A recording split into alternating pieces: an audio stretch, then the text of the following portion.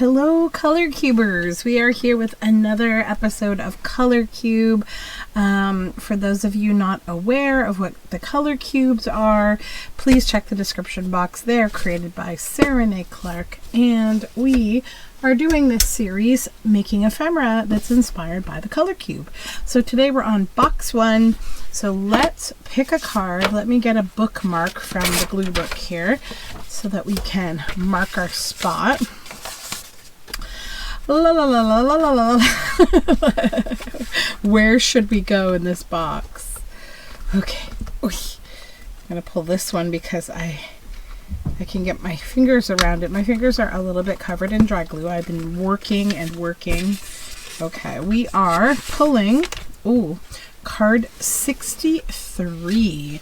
And look at this. We have this sort of stormy looking water, right? The waves coming up on the rocks. This reminds me of Lake Huron, and we have a sunset. So we have a black, kind of a darker shade of like mauve, a rosy dusty pink that my father would call dusty rose, because my dad has this image in his head of what dusty rose is, and he always tries to buy paint in the shade of dusty rose, and this is what he expects, but he always gets some weird color of burgundy, and every time he's like, this is not dusty rose, but like the entire, like everybody in the population outside of him knows that it is dusty rose, but he doesn't, and it's this ongoing joke that we have. Anyways, then we have this kind of golden gentle yellow and this gray. It's a little slate, little lighter than slate, has a bit of a almost purpley hue to it as well. So let's see how these colors are defined.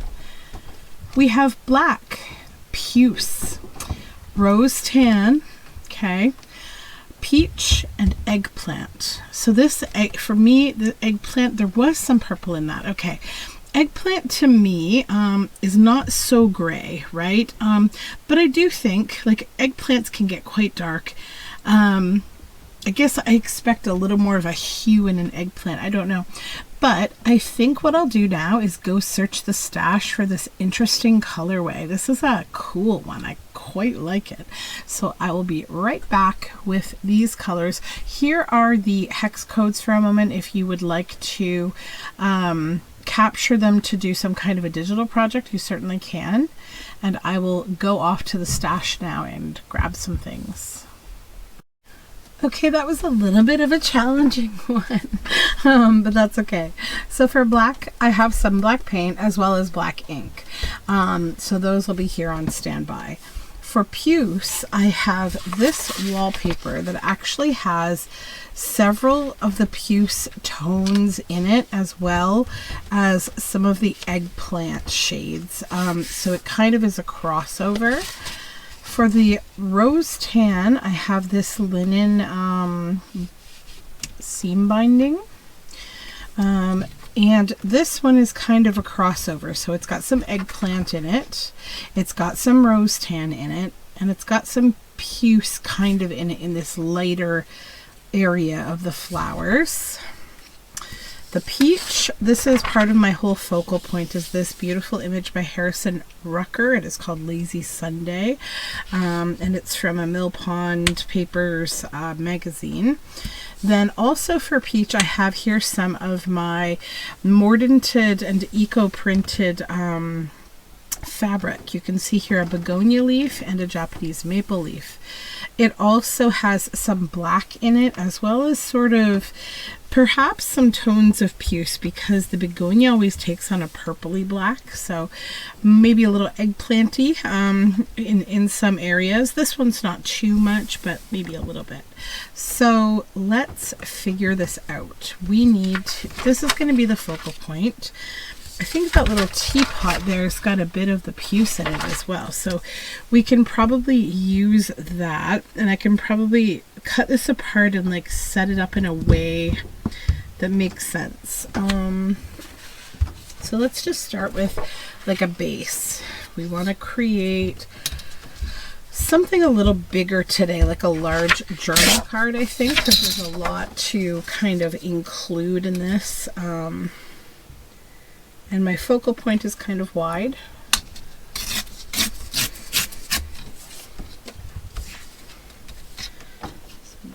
just down to about there. Okay, so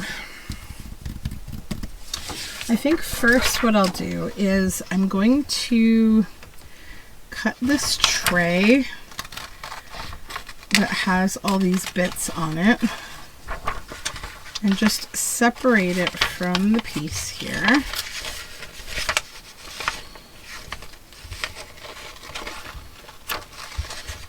Get that lovely teapot.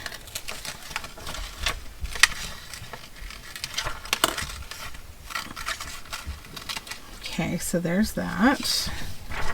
And then we will actually grab her from the bottom.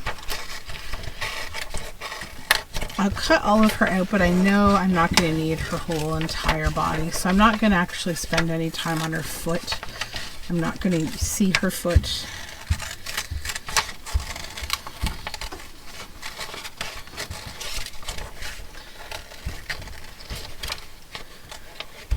I'm thinking I might cut a halo around her head, kind of as part of a design element of this whole thing.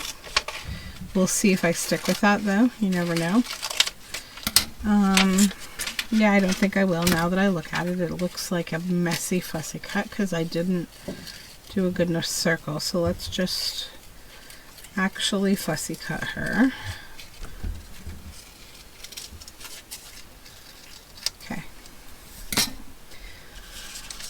Okay, let's think. So if this were a background and she were there, she needs to be painted with some matte. I would like to put the teapot here to cover some of her bits. Then I'd like to use this at the bottom.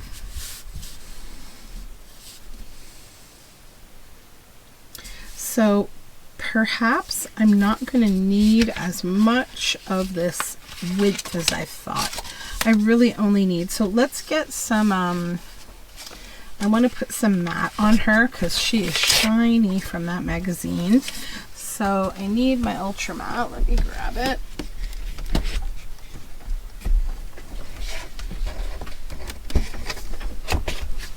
It's way too far away. Okay. There it is.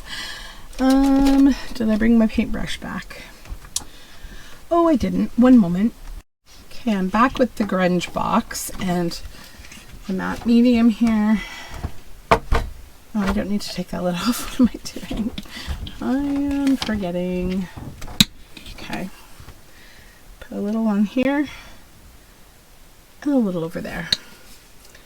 And this is just going to take all the shine out of this once it's dry, so I won't have to deal with all that super shininess, and also it's going to add a little thickness to the paper because it does add, it flattens it out and it adds a little thickness, if that makes sense.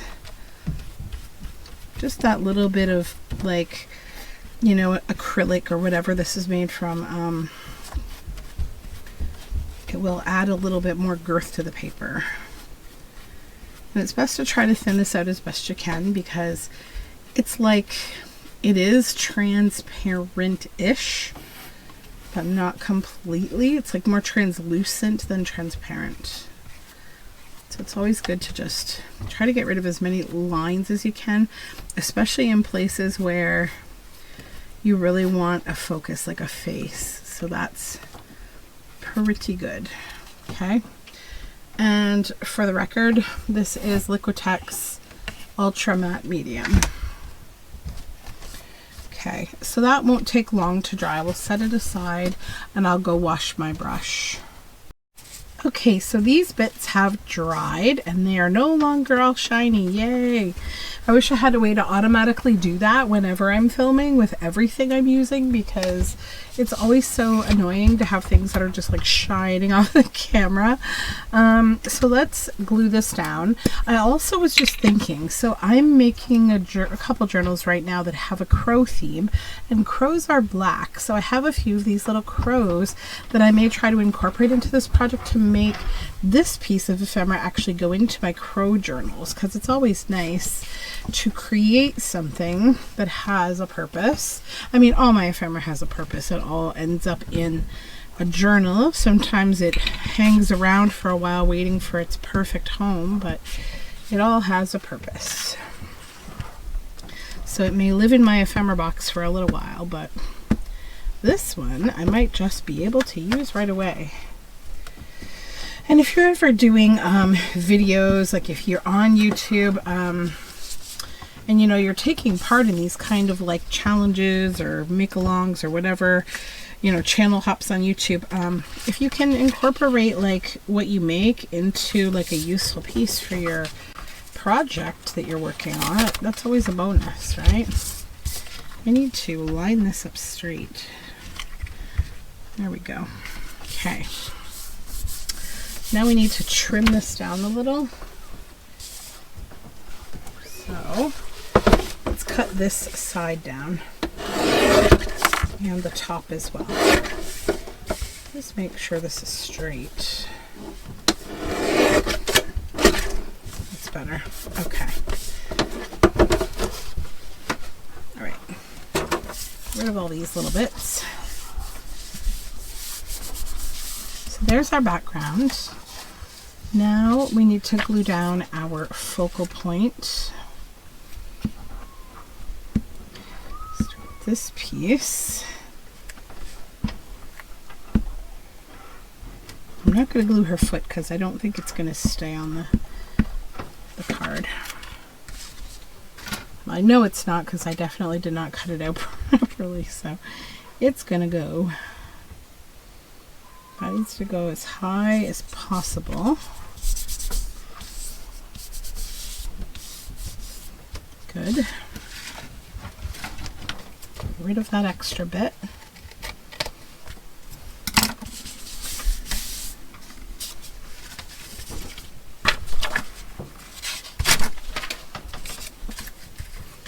And we'll cut this, or cut glue. Why is my glue all goopy? Let's get rid of that.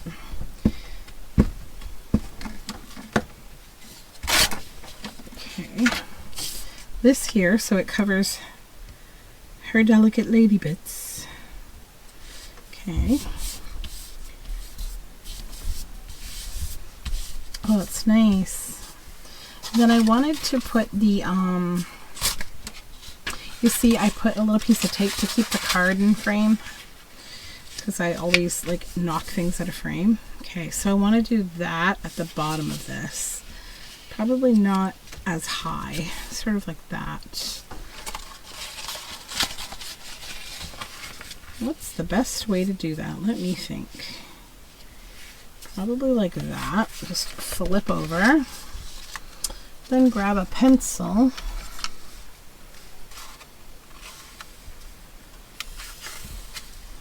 This will just kind of show me where I need to put glue, right?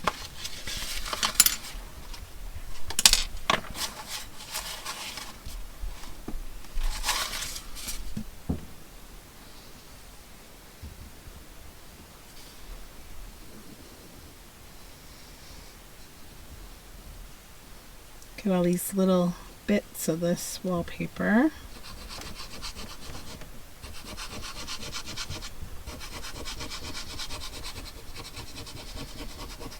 Okay. And then come back for our card. And now we have this nice little guide.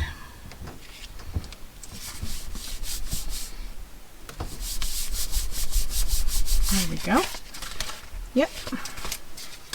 So now we can cut this away.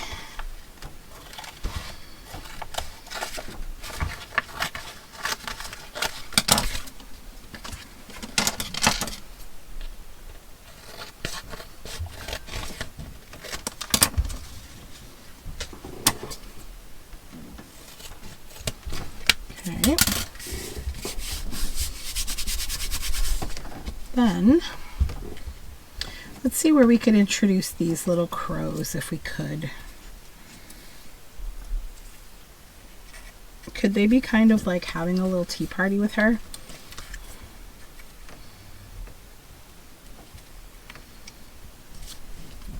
Oh, they sure could. Those are so cute. Yes. Need one facing this way. So I'm going to peel that wallpaper up a little if I can. I can. It's good. Because I want them kind of behind it.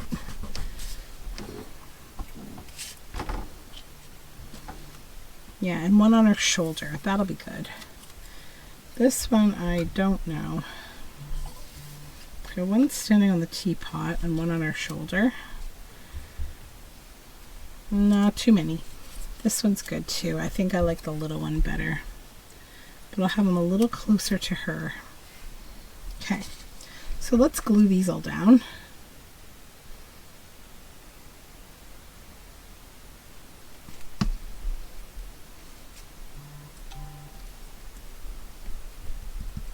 There we go. Don't worry about those white feet. I'm going to take care of those.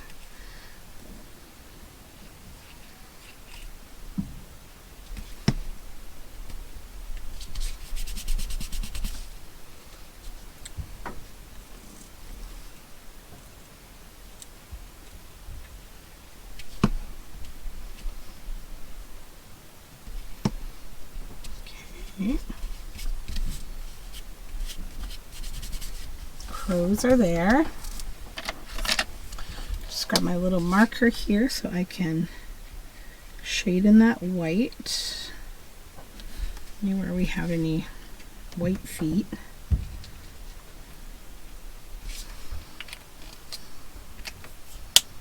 Okay. Then I also have, if I have any good little quotes in black. Okay, yeah, I do. Okay, let's use, I'm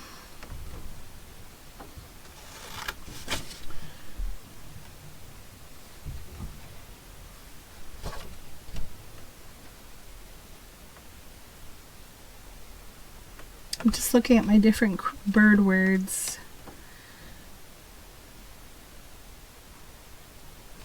Okay, yeah, I'm going to go with this one. Crows are more sincere than they look, you know. An Aki quote. So if you're interested in these bird words, I actually have them as a freebie on my Ko-fi.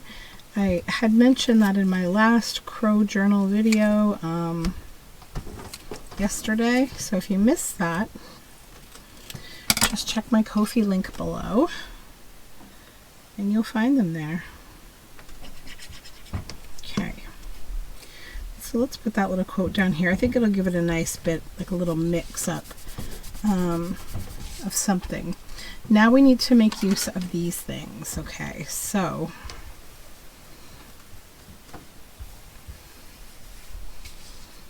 you know what? I have regrets. Lift it up. Hold on. I'm going to take a piece of this.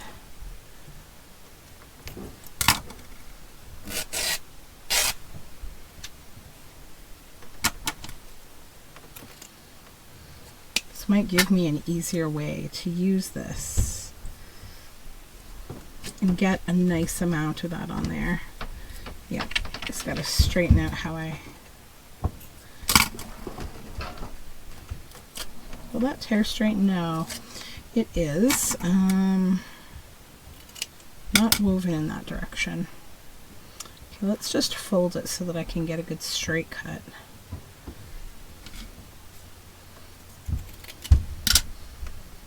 Okay.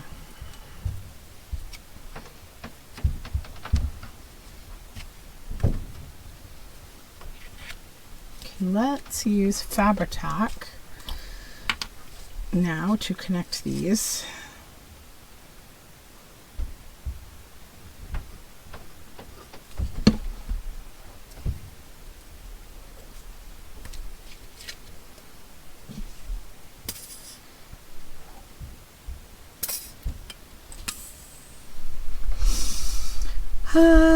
Come on, glue. Glue sometimes makes me want to have a nap, not gonna lie.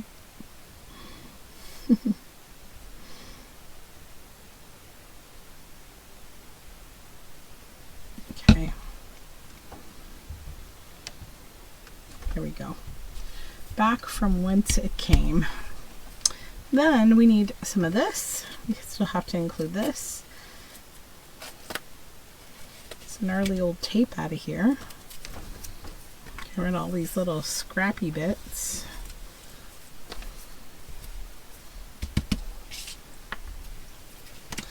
Now before I add anything, do I want these corners to be hard or maybe not? I might want to round them because they feel sharp to me.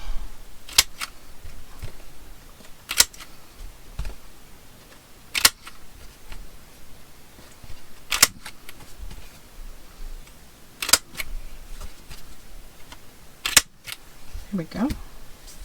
Yeah, that's better. So now I just want to take one simple bit of this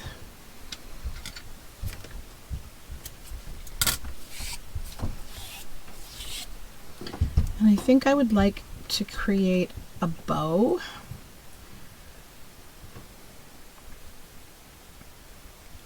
Come along now. A very loopy kind of bow, like this, that will go up here. So I'm actually not going to try to tie it because I want it to stay flat. So I'm going to take this to the sewing machine and I'm going to stitch around it in black. I'll be right back. Okay, so it's been stitched on. Still loopy and fun.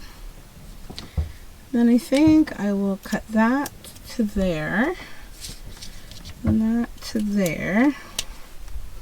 These are a little wonky, but it's okay because they're going to flatten. I just have to like press them down because I didn't iron them, but it's fine. It will flatten. It's going in a book press with my other ephemera bits. Okay, let's take a look here. Do we need anything else? When we compare this to the card, we see the black. I think I see the black. It's quite present. I see the puce. I see the rose tan. I see the peach. I see the eggplant. So I feel like these can live together quite well. Let's lift this up now. Get rid of that masking tape. And we have this journal card. I think I like it actually quite a lot. Bring that a little shorter. Okay. And then I need to clip a little bit of thread. There we go.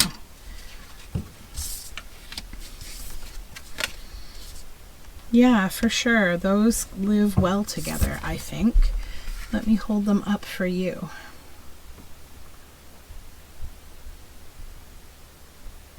Yeah. Yeah, that's a nice colorway. It's like warm but dark but cool, like all together. It's very nicely balanced. So this is card number 63 from box number 1. Thank you so much for hanging out with me. I have been trending that these have been posting on Mondays. So if you're interested, you check my Monday videos if you haven't seen these yet, and you'll find a few for the past, I think, 3 or 4 Mondays.